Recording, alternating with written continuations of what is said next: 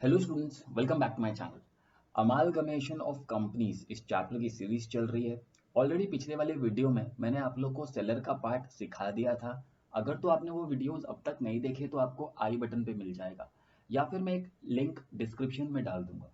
आज के इस वीडियो की बात करें तो मैं आपको इस वाले वीडियो में बायर के अंदर जर्नल एंट्रीज कैसे प्रिपेयर करनी है वो मैं सिखाने वाला हूँ। सबसे पहले तो मैं आपको ये बता दूं कि इसकी जो जर्नल एंट्रीज है वो स्टैंडर्ड है और मैंने सबसे इजी पार्ट कर दिया कि आप लोग के लिए सारी एंट्रीज लिख दी है। जैसे फॉर एग्जांपल बायर के बुक्स में जब सबसे पहला जर्नल एंट्री होगा वो हमेशा यही होगा, बिजनेस परचेज करने का। तो बिजनेस परचेज करने के लिए जब भी हम लोग एंट्री पास करेंगे तो एंट्री आएगी business purchase account debit to liquidator of vendor company. यही हमारा फर्स्ट एंट्री रहने वाला है। सेकेंड एंट्री जो रहने वाला है वो है assets and liabilities taken over का। सो उसकी भी एंट्री मैंने यहाँ पर बना दी है। ठीक है।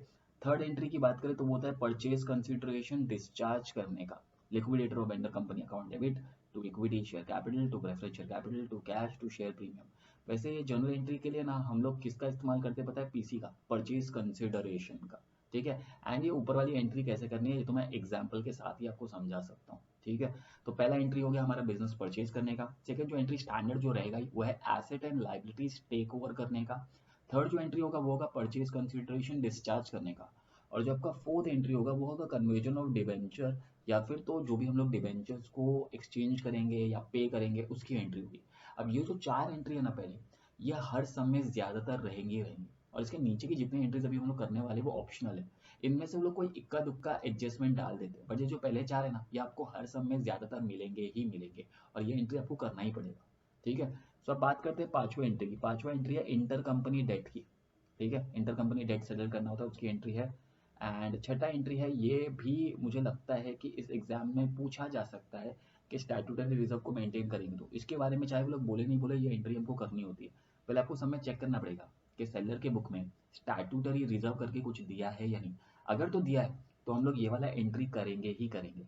ठीक है। ओके। फिर सातवां एंट्री है कैंसलिंग स्टॉक रिजर्व। अब ये स्टॉक रिजर्व की एंट्री कैसे करनी है ये भी एग्जाम्पल के द्वारा ही मैं आपको समझाऊंगा। देन लिक्विडेशन एक्सपेंसेस, ये जो अमालगमेशन होता है इसके जो खर्चे होते हैं अगर तो वो बायर ने पे किए तो उसकी जर्नल एंट्री करनी पड़ती है। उसका जर्नल एंट्री गुडविल या capital reserve account debit to cash bank. अब आप सोच रहे होंगे कि कई कई जगह पे ना मैंने गुडविल और कैपिटल रिजर्व दोनों लिखा है।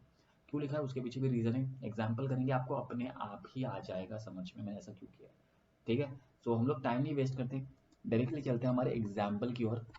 तो ये रहा वो हमारा एग्जाम्पल जो हमने पिछले वीडियो में किया था। सबसे पहले वीडियो में इसका हमने सेलर का पार्ट सॉल्व किया था, बट बायर का पार्ट सॉल्व करना रह गया था, राइट। सो जैसे कि आपको पता है कि हम लोग को पहले से पता है कि बायर कौन है सेलर कौन है। जैसे शुभा लिमिटेड, एब्जॉर्ब सुषमा, तो ये बायर है और ये सेलर है। वैसे मैंने आपको कहा था कि जब भी हम लोग सम करते हैं तो हम लोग बायर का तो लेते ही नहीं कुछ भी, सब डेटा किसका लेते हैं? सिर्फ और सिर्फ सेलर का, राइट। अब बायर का पार्ट चल रहा है तो क्या बायर का पार्ट लेना है? नहीं, अभी भी चीजें कौन सी लेनी है? सेलर की ही लेनी है। तो फिर बायर का पार्ट कब आएगा? जब हम लोग बैलेंस शीट बनाएंगे तब।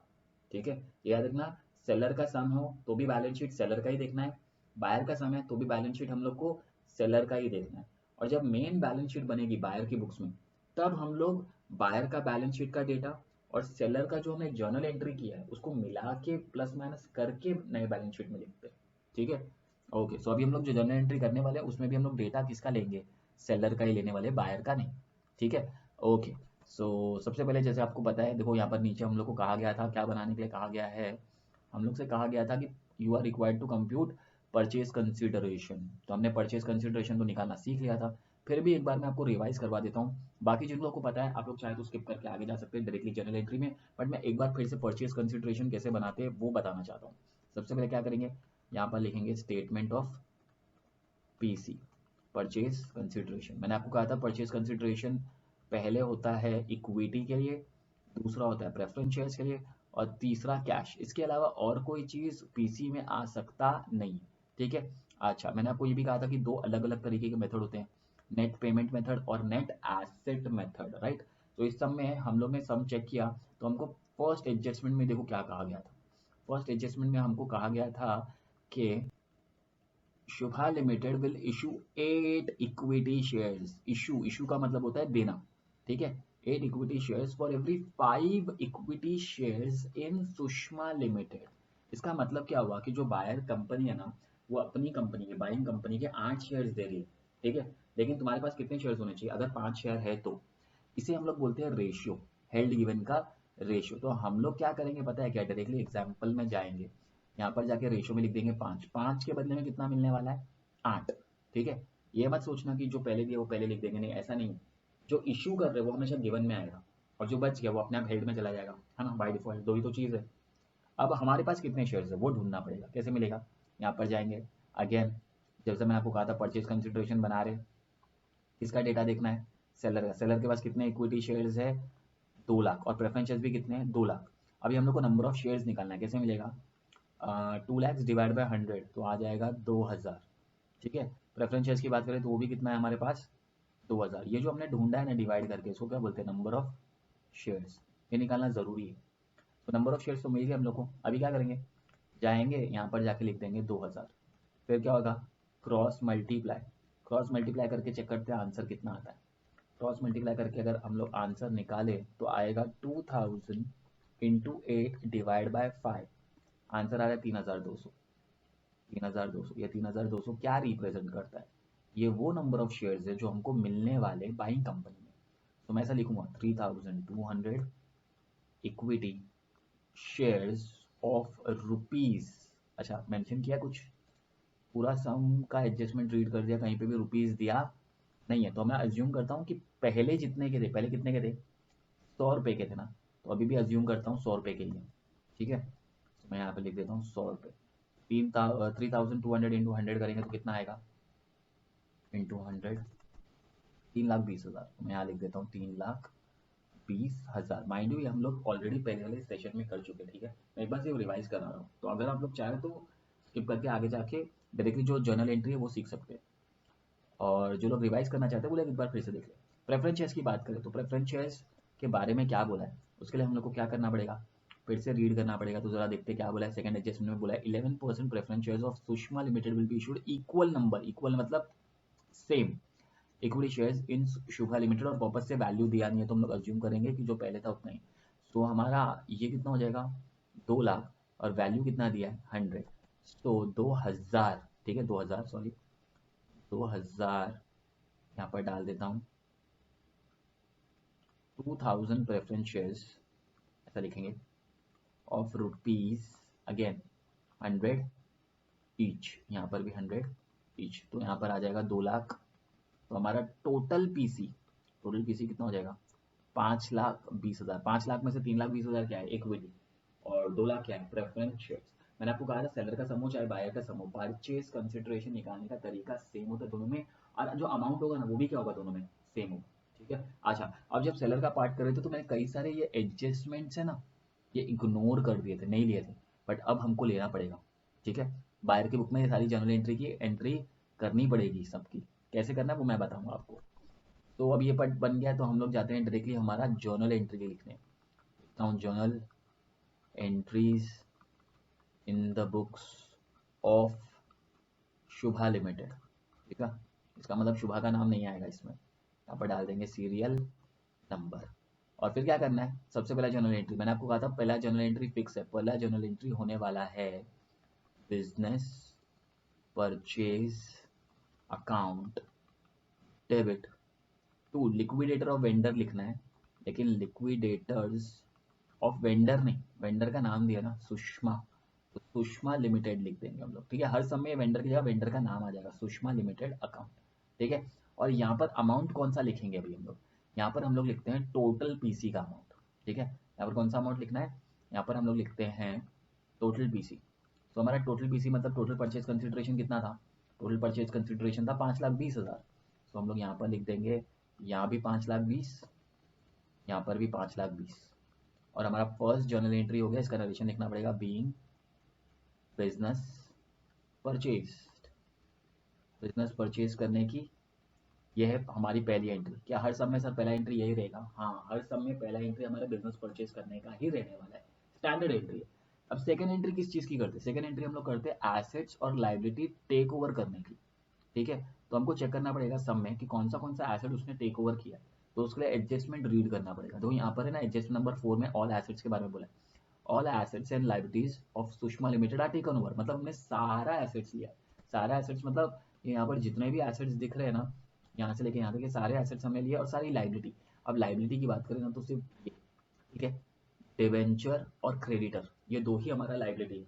जर्नल रिजर्व और कैपिटल को हम लोग लाइबिलिटी मानते नहीं, ठीक है, ये आपको याद रखना है। रियलाइजेशन के क्रेडिट साइड पर जो लिखते थे ना हम लोग, वही लाइबिलिटीज आपको लेनी है, कंसीडर करनी है, ठीक है। सो देखो, अच्छा, कुछ एसेट्स के बारे में एडजस्टमेंट दिया कि ना जो एसेट्स है ना उनका नया वैल्यू दिया, लोग बोल रहे हैं फिक्स्ड एसेट्स को 10% से बढ़ा के लेना है। स्टॉक का नया वैल्यू दे दिया है, डेटर का नया वैल्यू दे दिया है, बिल्स रिसीवेबल का भी नया वैल्यू दे दिया है, ठीक है। सो हमारा जर्नल एंट्री क्या है, हमारा जर्नल एंट्री है एसेट्स अकाउंट डेबिट। तो मेरे को सबसे पहला एसेट बताओ कौन सा दिया है। सबसे पहला एसेट दिया है प्लांट एंड मशीनरी और लैंड एंड बिल्डिंग, ये दोनों ही फिक्स्ड एसेट्स है, तो यहाँ पर हेडिंग बना के दिया। और क्वेश्चन में बोला था, अच्छा सबसे इंपॉर्टेंट, डेटा कौन सा लेना है, शुभा का नहीं, सुषमा का, ठीक है, जल्दी जल्दी में गड़बड़ मत कर देना। यहाँ दिया 1,40,000, तो क्या करेंगे हम लोग कैलसी पे 1,40,000 प्लस 10%, 10% का साइन 1,54,000। तो हम लोग जर्नल एंट्री में जाके लिखेंगे, यहाँ पर आएगा land and building account debit. Amount कैसे है वो भी शो कर देता हूँ, 1,40,000 प्लस 10%, 10% कितना था 14,000। सो आंसर आ रहा है 1,54,000, ठीक है। अच्छा, इसके बाद कौन सा एसेट लेना है वो बैलेंस शीट से पता चलेगा। Plant and machinery, plant and machinery भी फिक्स्ड एसेट्स है, इसको भी 10% बढ़ा के लेना है, तो लिखेंगे plant and machinery account debit. इसका अमाउंट 2,60,000 प्लस 10%, तो कैलसी पे करेंगे 2,60,000, इसका 10% आएगा 26,000, दोनों को प्लस करेंगे तो आएगा 2,86,000। एक बार चेक कर लेते हैं कैलसी पे, 260 प्लस 10% का साइन 2,86,000। अब फिक्स्ड एसेट्स खत्म हो गया, फिक्स्ड एसेट खत्म हो गए, करंट एसेट शुरू हो गया। यहाँ पर स्टॉक, स्टॉक का वैल्यू कितना दिया है 1,60,000, लेकिन ये नहीं लेंगे, नया वैल्यू दिया है ना। डेटर्स, डेटर्स का भी नया वैल्यू दिया है क्या, हाँ, तो ये नहीं लेंगे। बिल्स रिसीवेबल लेना तो है लेकिन पुराना वैल्यू नहीं लेना है, नया वैल्यू लेना है। और नया वैल्यू दिया देखो यहाँ पर, स्टॉक दिया 144, तो मैं लिख देता हूँ स्टॉक अकाउंट डेबिट 144, डायरेक्ट नया वैल्यू दे दिया। स्टॉक के बाद बारी आएगी डेटर्स की, क्या डेटर्स का भी नया वैल्यू दिया, हाँ, तो debtors account debit. Bills receivable का भी नया अमाउंट दिया, तो बिल्स रिसीवेबल अकाउंट भी डेबिट, करंट एसेट है वैसे। तो दोनों का अमाउंट मैं देख लेता हूँ, एक का है 125 और 81, तो मैं यहाँ पर डाल देता हूँ 125 एंड 81। और भी कोई एसेट बैलेंस शीट में बचा है क्या, हाँ बचा है, क्या बचा है, बैंक बचा है, तो बैंक भी ले लेंगे। बैंक का अमाउंट कौन सा वाला लेना है, 10,000, ठीक है, तो मैं यहाँ पर डाल देता हूँ बैंक अकाउंट डेबिट 10,000। ये हो गया हमारा एसेट्स कंप्लीट। इस तरीके से आपको सारे एसेट्स लेने हैं। रूल एंट्री क्या है, एसेट्स अकाउंट डेबिट, तो सारे एसेट्स लेने हैं। अगर एसेट्स का नया वैल्यू नहीं दिया होता तो मैं क्या करता इस समय, पुराना जो वैल्यू दिया ना वही लिख देता, क्योंकि इसमें नया वैल्यू दिया था तो मैंने नया वैल्यू लिख दिया, ठीक है। उसके बाद क्या करना है, उसके बाद आपको एक लाइन छोड़ना है।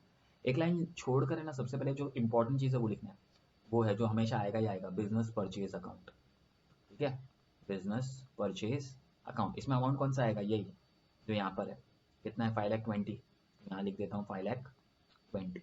इसके नीचे लाइबिलिटीज लेनी, लाइबिलिटी में भी कौन सी लाइबिलिटी है, मैंने बोला था क्रेडिटर्स लेना है और डिबेंचर लेना है, ठीक है। अब चेक करना है क्या क्रेडिटर का नया वैल्यू दिया है सब में, चेक करते हैं। हमने देखो ये एडजस्टमेंट तो हो गया, पहला एडजस्टमेंट भी हो चुका है, सेकंड भी हो चुका है, सिर्फ थर्ड बचा, और ये थर्ड डिबेंचर के ऊपर है। इसका मतलब इस सब में क्रेडिटर का नया वैल्यू दिया नहीं है, तो क्रेडिटर के लिए हम लोग पुराना ही वैल्यू ले लेते। क्रेडिटर का पुराना वैल्यू कौन सा आएगा, ये याद रखना कौन सा वाला लेना है, ये साइड का 2,00,000। तो मैं डाल देता हूँ 2,00,000 क्रेडिटर्स के सामने। अब बात बचती है डिवेंचर की, डिवेंचर के ऊपर एडजस्टमेंट है, ठीक है, तो जरा रीड करना पड़ेगा क्या बोला है। अब क्वेश्चन में बोला है 10% डिवेंचर होल्डर्स, ठीक है, पुराने वाले डिवेंचर होल्डर का परसेंटेज कितना था 10%। ये रेट ऑफ, देखो ये 10% क्या है, डिनोट करता है रेट ऑफ इंटरेस्ट, मतलब ये जो डिवेंचर है इसके ऊपर कितना परसेंट मिलेगा, 10% मिलेगा, ऐसे लोग बताना चाहते हैं। अभी लोग बोल रहे हैं कि 10% डिवेंचर है ना जो सुषमा लिमिटेड के, उसको हमने डिस्चार्ज कर दिया bye issuing equal number of debenture, but कितने परसेंट के, 15%। सो इसमें जो पुराना डिवेंचर है उसकी वैल्यू है 10% और जो नया वाला है उसकी वैल्यू कितनी है 15%, ठीक है। ये रेट ऑफ इंटरेस्ट है, बट जो अमाउंट है ना, अमाउंट वो क्या रहने वाला है, सेम, ठीक है। सो हमारा 10% डिवेंचर कितना था, 1,20,000। तो मैं यहाँ पर जाके लिख देता हूँ डायरेक्टली 120। ठीक है, कभी कभी वो लोग प्रीमियम और डिस्काउंट वर्ड भी यूज़ करते हैं, प्रीमियम होता तो प्लस कर देते हैं, डिस्काउंट होगा तो माइनस कर देंगे। यहाँ पर मैं डाल देता हूँ टू डिवेंचर 1,20,000। अब क्या करना है, अब हमको करना है टोटल, पहले इस साइड का टोटल करना है, देन फिर इस साइड का टोटल करना है। ठीक है, क्यों करते हैं उसके पीछे रीज़न, मैंने एक लाइन क्यों छोड़ा है उसके पीछे भी रीज़न है। तो हम लोग करते हैं total 1,54,000 plus 2,86,000 plus 1,44,000 plus 1,25,000 plus 81,000 plus 10,000। तो 8 लाख आ रहा है, एग्जैक्ट 8 लाख आ रहा है। ठीक है, तो हमारा डेबिट साइड का टोटल है 8 लैक्स, और अगर क्रेडिट साइड का करें तो क्रेडिट साइड का आएगा 5,20,000 प्लस 2 लैक्स प्लस 1,20,000, 8,40,000। तो क्रेडिट साइड का, ये साइड का आ रहा है 8,40,000, जबकि ये साइड का आ रहा है 8 लाख। इसका मतलब यहाँ पर 40,000 कम पड़ रहा है, डेबिट में 40,000 कम पड़ रहा है ना, इसीलिए हम लोग यहाँ पर क्या लिख देते हैं पता है, गुडविल। पहले से गुडविल या कैपिटल रिजर्व नहीं आने वाला है। ठीक है, अगर तो है ना डेबिट ज़्यादा होता, क्रेडिट साइड पे डिफरेंस आ रहा होता, तो वहाँ हम लोग क्या लिख देते हैं, कैपिटल रिजर्व। डेबिट में आया तो गुडविल, अगर सपोज टू में आता तो टू में क्या लिख देते, कैपिटल रिजर्व। इसलिए या तो गुडविल या तो कैपिटल रिजर्व, दोनों में से कोई एक ही आ सकता है, दोनों आ सकता नहीं। इसका नरेशन क्या आएगा, इसका नरेशन आएगा being all assets and liabilities taken over, all assets and liabilities taken over. ठीक है, ये उसी की एंट्री है, assets and liabilities taken over. ठीक है, तो पहला एंट्री हो गया, सेकेंड एंट्री हो गया। अब बारी आती है थर्ड एंट्री की। थर्ड एंट्री भी स्टैंडर्ड है, फिक्स है। ठीक है, उसमें पीसी डिस्चार्ज करता है, आप चाहो तो डायरेक्टली वो एंट्री लिख सकते हो। एंट्री है लिक्विडेटर्स ऑफ वेंडर, वेंडर का नाम क्या है, सुषमा लिमिटेड। ठीक है, अकाउंट डेबिट टू टू यहाँ पर आएगा equity share capital, preference share capital. ठीक है, और अगर ऊपर जाके मैं आपको जर्नल एंट्री में बताऊं, देखो पहला जर्नल एंट्री बिजनेस परचेज का हो गया, ये वाला हो गया। अब ये वाली एंट्री ना फिक्स एंट्री है, करना है liquidator of vendor company account debit to equity share capital to preference share capital. अब देखो इस सम का पीसी मैंने किया हुआ है, पीसी में कैश नहीं है, तो ये लिखने की भी जरूरत नहीं। सपोज मान लो आपने लिख दिया, तो उसके सामने क्या कर देना है, डैश। जबरदस्ती अमाउंट डालने की जरूरत नहीं है। ठीक है, अच्छा पूरा सम रीड कर दिया, प्रीमियम का वर्ड ही नहीं दिया, शेयर प्रीमियम दिया ही नहीं है सम। ठीक है, वैसे कल जब हम लोग सम कर रहे थे दूसरे वाले पार्ट के अंदर, तो उसमें प्रीमियम प्रीमियम वर्ड आ रहा था। प्रीमियम होगा तो लिखना है, नहीं है तो लिखने की ज़रूरत नहीं है।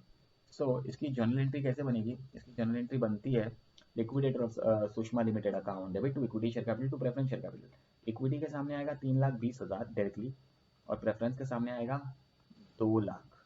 ठीक है, कैसे पता चला ये करना है, पीसी परचेज कंसिडरेशन देख लो। देखो ये रहा, परचेज कंसिडरेशन में इक्विटी के सामने कितना अमाउंट है, 3,20,000, और प्रेफरेंस के सामने कितना है, 2 लाख। तो हम लोग क्या करेंगे, डायरेक्टली यहाँ पर जाके डाल देंगे liquidator of Sushma limited account debit to equity share capital to preference share capital. यहाँ पर अमाउंट आएगा टोटल 5,20,000। इसका narration being PC discharge, being PC discharge. ये हो गया हमारा एंट्री खत्म। अब बारी आती है स्टैंडर्ड एंट्री नंबर 4 की, वो है डिवेंचर की, old debenture to new debenture. Old debenture का परसेंटेज था 10, तो ऐसा आएगा 10% debenture account debit to new debenture. New debenture का परसेंटेज कितना है जो इशू करने वाले हैं, वो है 15%, तो हम लोग लिख देते हैं 15% डिवेंचर अकाउंट। अमाउंट क्या आने वाला है, सेम जितना पहले था उतना ही अभी आने वाला है। सो जरा सब में चेक करते कितना था, 1,20,000, ये रहा 1,20,000। तो यहाँ पर भी आ जाएगा 1,20,000, 1,20,000, यहाँ पर डाल देते हैं 1,20,000, नीचे भी 1,20,000। इसका नरेशन क्या आएगा, being debenture, being 10% debentures converted into 15% debenture. यहाँ पर हमने क्या कर दिया, कन्वर्ट कर दिया 10% वाले डिवेंचर को क्या है इसमें कन्वर्ट कर दिया 15% डिवेंचर के अंदर। ठीक है, सो ये तो हो गई हमारी सारी स्टैंडर्ड एंट्री 1 2 3 4। वैसे इस सम में ना और कोई एंट्री थी भी नहीं, सिर्फ 4 ही एंट्री थी। देखो हमने पूरा सम कर दिया है, सारे एडजस्टमेंट भी कर दिए, कोई भी एडजस्टमेंट नहीं दिया। देखो यहाँ पर एडजस्टमेंट कोई बाकी रह गया क्या, नहीं। अगर तो कोई एडजस्टमेंट होता तो उसके हिसाब से हम लोग और जर्नल एंट्री करते। मैंने आपको कहा था कि सब में स्टैट्यूटरी रिजर्व होना चाहिए, बट इसमें स्टैट्यूटरी रिजर्व है, अगर ध्यान से देखें तो, और उसके ऊपर एडजस्टमेंट नहीं दिए, तो हम लोग को क्या करना पड़ेगा। स्टैट्यूटरी रिजर्व के अंदर क्या आता है मैं आपको बताता हूँ। एक्सपोर्ट प्रॉफिट रिजर्व है ना, इसको हम लोग स्टैट्यूटरी रिजर्व बोलते हैं।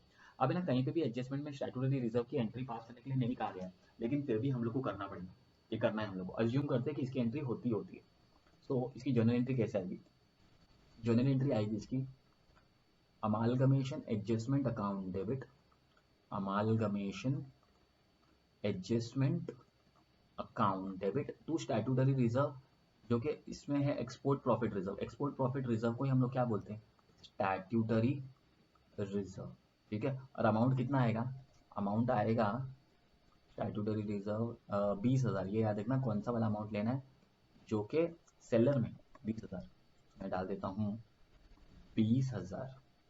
ठीक है, इसका नरेशन क्या आएगा, being reserve maintained, being statutory reserve maintained, being statutory reserve maintain. देखो अगर एंट्री याद होगा ना तो ही आपका पार्ट हो सकता है, आपको एंट्री याद रखनी है।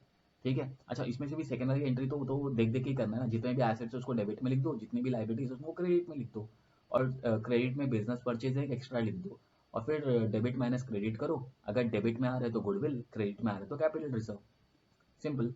अब अगर और कोई एडजस्टमेंट होता तो जितने एडजस्टमेंट आते जाते मैं उतनी एंट्रीज करता चला जाता।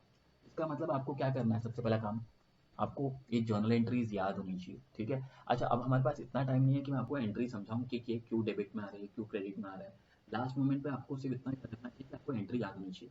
एग्जाम में जाके लॉजिक लगाने का टाइम अपने पास नहीं होगा, डायरेक्टली एंट्री याद करो, लिखो, अमाउंट यहाँ से ढूंढो, डाल दोगे तो आपको मार्क्स मिल जाएगा। ठीक है, सो ये था हमारा परचेजिंग बुक के अंदर, जो परचेजिंग कंपनी है हमारा बायर, उसकी बुक की कुछ जर्नल एंट्रीज। ठीक है, सो आई होप आपको ये जर्नल एंट्रीज थोड़ी थोड़ी करके समझ में आ रही हो। बट मैं चाहूँगा कि मैं आपको एक एग्जाम्पल और कराऊँ बायर के ऊपर, जिसमें आपको ज़्यादा बेटर तरीके से समझ में आए। और जैसा कि मैंने आपको कहा कि बायर में बैलेंस शीट भी बनती है, तो बैलेंस शीट भी हम लोग बनाएंगे, बस इस वाले वीडियो में नहीं, नेक्स्ट वाले वीडियो में हम लोग एक और एग्जाम्पल सॉल्व करेंगे जिसमें बायर का पार्ट होगा। साथ ही साथ में मैं उसमें आपको बैलेंस शीट भी बता दूंगा। बट आपका काम होगा कि पहले आपको जर्नल एंट्रीज याद करनी होगी। अगर जर्नल एंट्री याद हो गया तो आपका बायर का पार्ट अपने आप ही हो जाएगा। ठीक है, तो चलिए फिर इस वीडियो में इतना ही। अगर आपको ये वीडियो पसंद आया तो आपको पता है क्या करना है, लाइक करो, सब्सक्राइब करो, शेयर करो,